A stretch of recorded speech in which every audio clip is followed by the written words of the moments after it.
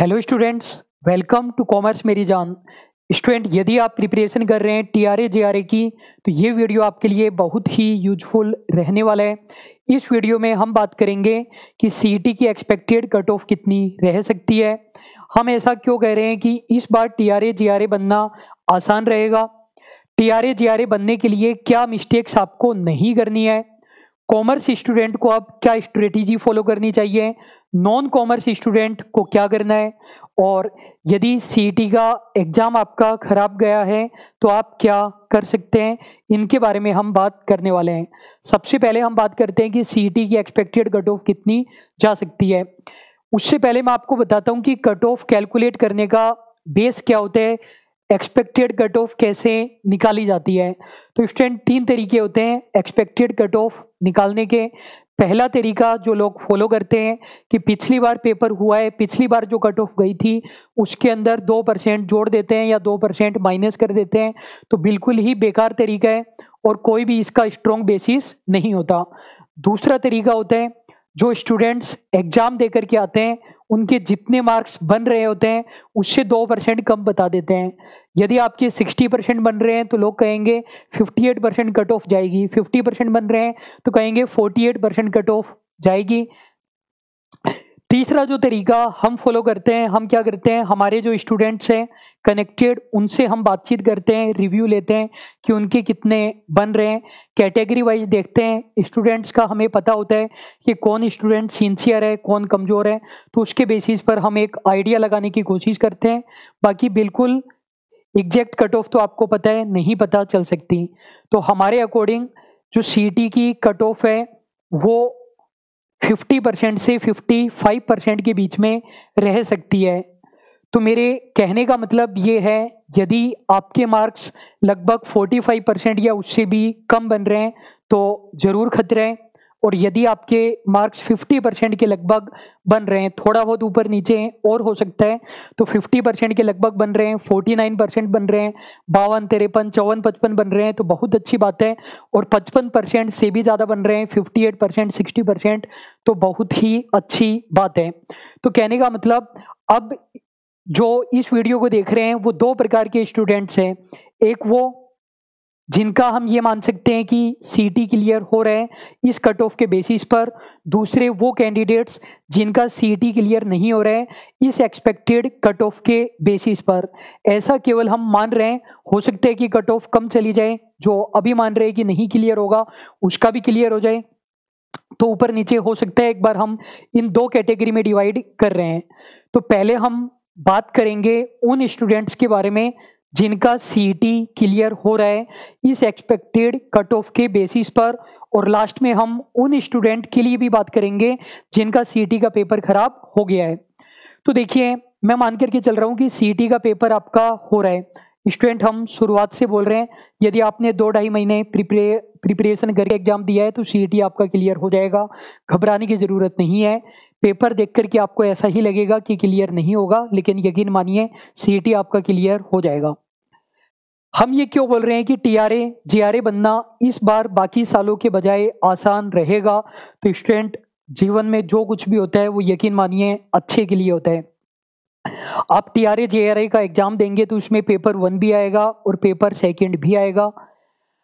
जब पहले आप एग्जाम देते थे तो पेपर 1 आपका बिल्कुल भी प्रिपेयर नहीं होता था, लेकिन सीईटी के कारण आपने 40, 50, 60% कुछ ना कुछ तो पेपर 1 तैयार किया ही है। तो पेपर 1 की भी आपकी प्रिपरेशन है, और पेपर 2 आपका वैसे ही स्ट्रॉन्ग होता है। और अभी भी आपके पास हम मान करके चल रहे हैं लगभग 4 से 5 महीने हैं, तो 4 से 5 महीने स्टूडेंट बहुत होते हैं। जो जनरल पेपर में आपकी वीकनेस है उसको दूर करने के लिए, और जो कॉमर्स पेपर में आपकी वीकनेस है उसको दूर करने के लिए, यकीन मानिए कॉमर्स स्टूडेंट का यदि सीईटी क्लियर हो गया तो आप ये मानिए कि टीआरए जेआरए बनना इससे आसान कभी भी नहीं रहेगा। सीईटी ही क्लियर नहीं हुआ तो बात अलग है। अब मैं आपको बताता हूँ कि ये हम मान करके चल रहे हैं कि सीईटी क्लियर हो रहा है, 50% से ज़्यादा बन रहे हैं, तो क्या क्या मिस्टेक्स आपको नहीं करनी है टीआरए जेआरए बनने के लिए। पहला पॉइंट है लेट प्रिपरेशन। तो स्टूडेंट देखिए, होता क्या है कि स्टूडेंट्स क्या करते हैं, स्टूडेंट टेम्परेरी स्टडी करते हैं। टेम्परेरी स्टडी कैसे करते हैं? नोटिफिकेशन आता है, तैयारी करते हैं, एग्जाम हो जाता है, तैयारी करनी बंद कर देते हैं, फिर से नोटिफिकेशन आता है, तैयारी करते हैं, ये तरीका फॉलो करते हैं। जबकि जो सिलेक्शन लेने वाले बच्चे हैं वो कंटिन्यूसली 1, 1.5, 2 साल तक तैयारी करते हैं, बीच में एग्जाम होते जाते हैं और वो अपनी तैयारी कंटिन्यू करते हैं, बीच में स्टॉप नहीं करते हैं। तो यदि आप टीआरए जीआरए में भी यही ऑप्शन सेलेक्ट करने वाले हैं कि पहले सीईटी का रिजल्ट आएगा उसके बाद में तैयारी करेंगे, तो कहने का मतलब अभी मैं आपको 4-5 मंथ्स बता रहा हूँ, यदि आप सीईटी के रिजल्ट का वेट करते हैं तो ये लगभग 2-2.5 महीने हो जाएंगे और 2-2.5 महीने में स्टूडेंट टीआरए जीआरए की प्रिपरेशन नहीं हो सकती है, बिल्कुल भी नहीं हो सकती है। तो प्रिपरेशन आपको करते रहना चाहिए।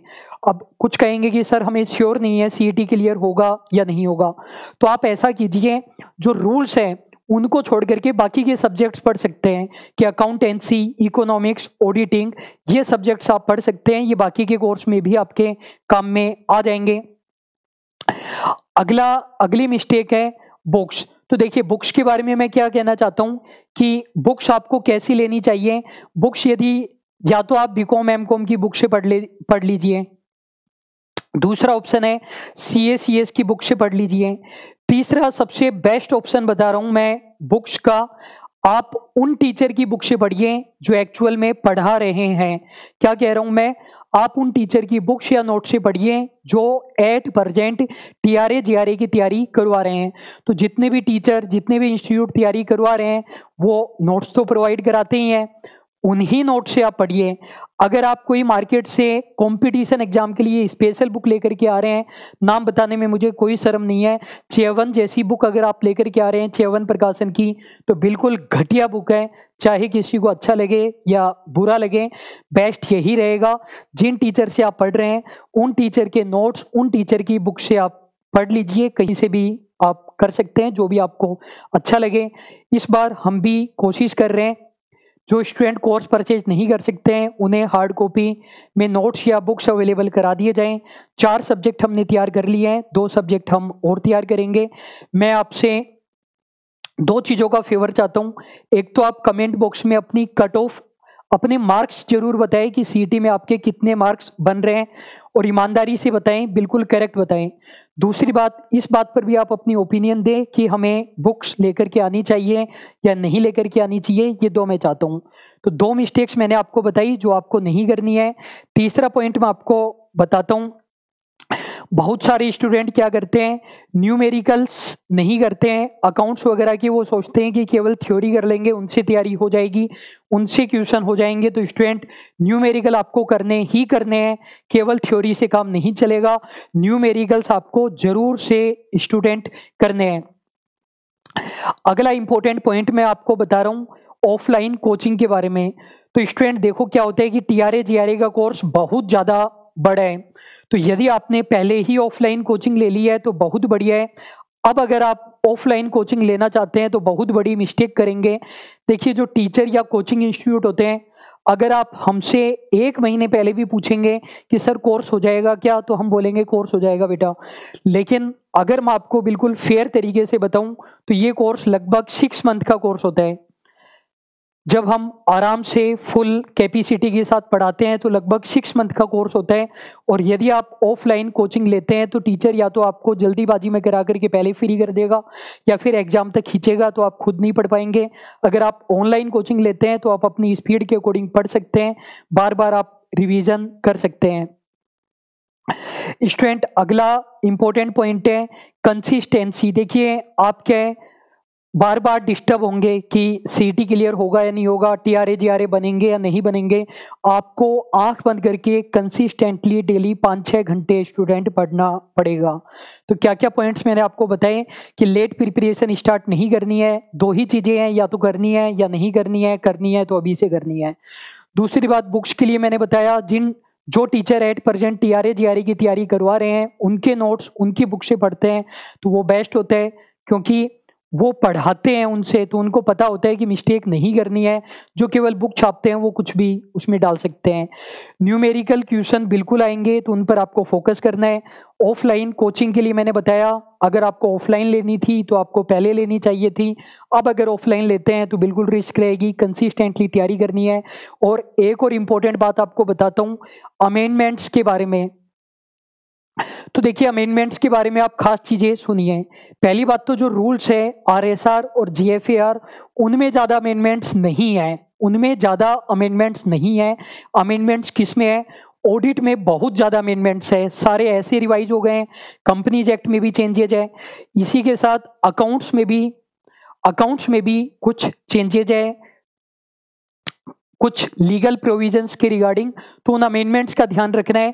सबसे स्पेशल बात है ऑडिट की पुरानी बुक्स आपको नहीं पढ़नी है। कुछ बच्चे अभी भी AAS पढ़ रहे हैं, SAP पढ़ रहे हैं, तो ऑडिट मत पढ़ना, बाकी रूल्स आप पढ़ सकते हो, रूल्स में ज़्यादा चेंजेस नहीं है। अगले हम पॉइंट की बात करते हैं कि अब कॉमर्स स्टूडेंट को क्या करना चाहिए। स्टूडेंट देखिए एक बात आप अच्छे से समझ लीजिए कि जो जनरल पेपर है वो आपको तैयार करना ही करना पड़ेगा। देखिए सिलेक्शन कॉमर्स पोर्शन करवाएगा कॉमर्स स्टूडेंट का सिलेक्शन कौन करवाएगा? कॉमर्स पोर्शन करवाएगा। उसमें आप जितने नंबर खींचना चाहें 70, 80, 90% तक खींच सकते हैं, लेकिन जनरल पेपर आपको तैयार करना पड़ेगा। जितना कर सकते हैं उतना तो तैयार करना ही पड़ेगा, तो जनरल पेपर को जरूर पढ़िए।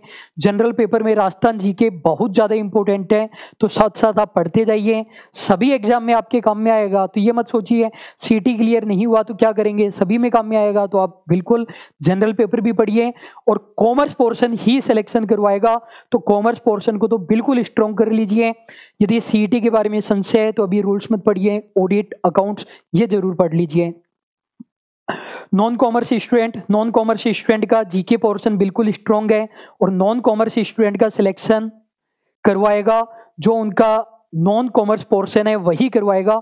कॉमर्स वालों का selection commerce portion, non commerce वालों का non commerce portion.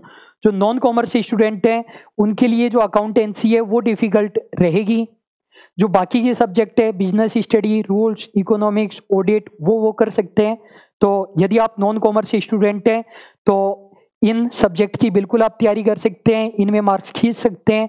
Business study, rules, economics, audit वगैरह में, अकाउंट्स में बहुत सारी प्रैक्टिस आपको करनी पड़ेगी। और मैं ये मानता हूँ तैयारी, यदि आपको लगता है कि 60-70% संभावना है सीईटी क्लियर करने की, तो तैयारी स्टार्ट कर देनी चाहिए।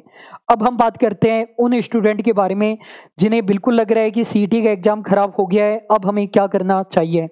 स्टूडेंट पहली बात तो जितने भी कॉमर्स के स्टूडेंट हैं सभी का सीईटी का पेपर खराब गया है। कोई कॉमर्स का स्टूडेंट ये नहीं बोल सकता मेरा तो इतना बढ़िया गया है, मेरा तो 100% क्लियर है। यदि कॉमर्स का कोई स्टूडेंट ये बोल रहे हैं ना कि सीईटी मेरा बहुत बढ़िया गया है, उसका मतलब है उसका कॉमर्स पोर्शन कमजोर है। तो सीईटी आपका क्लियर हो जाएगा अगर आपके 48-50% बन रहे हैं तो। फिर भी आपको लगता है सीईटी क्लियर नहीं होगा तो क्या किया जाए, तो सुनिए। पहली बात, JVVNL का एग्जाम आ रहा है और 99% संभावना है मार्च तक 100% ये एग्जाम का नोटिफिकेशन आ जाएगा। और ये आपको अभी तक पता चल चुका होगा, इस बार JVVNL के एग्जाम में ज़्यादा टाइम नहीं देंगे 2018 के जैसे। यदि आप FCI की तैयारी कर रहे हैं तो बहुत ही बढ़िया बात है, और मुझे पूरा यकीन है TRA JRA से 50% कम मेहनत लगेगी FCI में। अगली बात, संगणक और ASO की भी वैकेंसी आएगी, बिल्कुल 100% वैकेंसी आने वाली है, और पिछली बार से डबल पोस्ट पर आने वाली है। अगली बात है कॉलेज लेक्चरर की वैकेंसी आ रही है राजस्थान में। तो यदि आप नेट क्वालिफाइड है तो बहुत बढ़िया बात है, वरना नेट का एग्जाम हो रहा है मार्च में, नेट की आप तैयारी कीजिए। सेट भी करवा रही है गवर्नमेंट, न्यूज़पेपर में आ चुका है, 100% करवा रही है, कोई संशय नहीं है। तो सेट नेट की आप तैयारी कर सकते हैं, एलिजिबल होंगे। और कॉलेज लेक्चरर जैसी बड़ी वैकेंसी के लिए आप एलिजिबल रहेंगे। फर्स्ट ग्रेड की भी वैकेंसी बिल्कुल आने की एक्सपेक्टेशन है, और फर्स्ट ग्रेड के लिए यदि आप एलिजिबल है तो KVS की भी तैयारी कीजिए, हरियाणा PGT की भी तैयारी कीजिए। इसके अलावा हरियाणा में LDC की वैकेंसी आई हुई है, कॉमर्स वाला पोर्शन है उसके अंदर, उसकी आप तैयारी कर सकते हैं। UP PCL की वैकेंसी आई हुई है असिस्टेंट अकाउंटेंट की। स्टूडेंट देखिए होता क्या है कि स्टूडेंट क्या करते हैं कि मुझे तो केवल राजस्थान में तैयारी करनी है, राजस्थान में भी हमारे आसपास ही जॉब लगनी चाहिए, उसमें भी बड़े लेवल की जॉब होनी चाहिए। अगर आप इस तरीके से फिल्टर लगाते जाएंगे तो आपके ऑप्शंस कम होते जाएंगे, आपको अपना दायरा बढ़ाना पड़ेगा। अदर स्टेट के भी एग्जाम दीजिए, जॉब करना नहीं करना बात की बात है, एक बार एग्जाम क्लियर कीजिए, उससे कॉन्फिडेंस आएगा। एक एग्जाम क्लियर हो गया तो फिर झटके से कई एग्जाम आपके क्लियर होते जाएंगे। तो स्टूडेंट यही थी मेरे पास बातें। हमारे पास जितने भी स्टूडेंट्स हैं जिनका सिलेक्शन हुआ है वो सभी यही कहते हैं कि हमने कंटिन्यूसली तैयारी की थी, हमने ये ध्यान नहीं रखा कि नोटिफिकेशन आया कि नहीं आया, कंटिन्यूसली 1 डेढ़ 2 साल तक वो तैयारी करते रहे। वैसे मुझे पता है इस प्रकार की जो एडवाइसेज होती है वो केवल 8-10% स्टूडेंट के लिए ही सूटेबल होती है, बाकी 90% स्टूडेंट वही भेड़ चाल चलते हैं। लेकिन हमें कोयले की खान में से कुछ हीरे ढूंढने हैं। और स्टूडेंट कमेंट बॉक्स में आप अपनी क्वेरी पूछ सकते हैं, अपने सीईटी का स्कोर बताइए, बुक्स के लिए बताइए कि हार्ड कॉपी में बुक्स लेकर के आएँ या नहीं आएँ। यदि आप किसी ऐसी एग्जाम की तैयारी कर रहे हैं जिसके लिए आपको कोर्स नहीं मिल रहा है, कंफ्यूज हो रहे हैं किसकी तैयारी करें किसकी नहीं करें, जो भी आपके डाउट्स हैं वो कमेंट बॉक्स में आप ज़रूर से पूछ सकते हैं। अभी के लिए बस इतना ही। Thank you so much.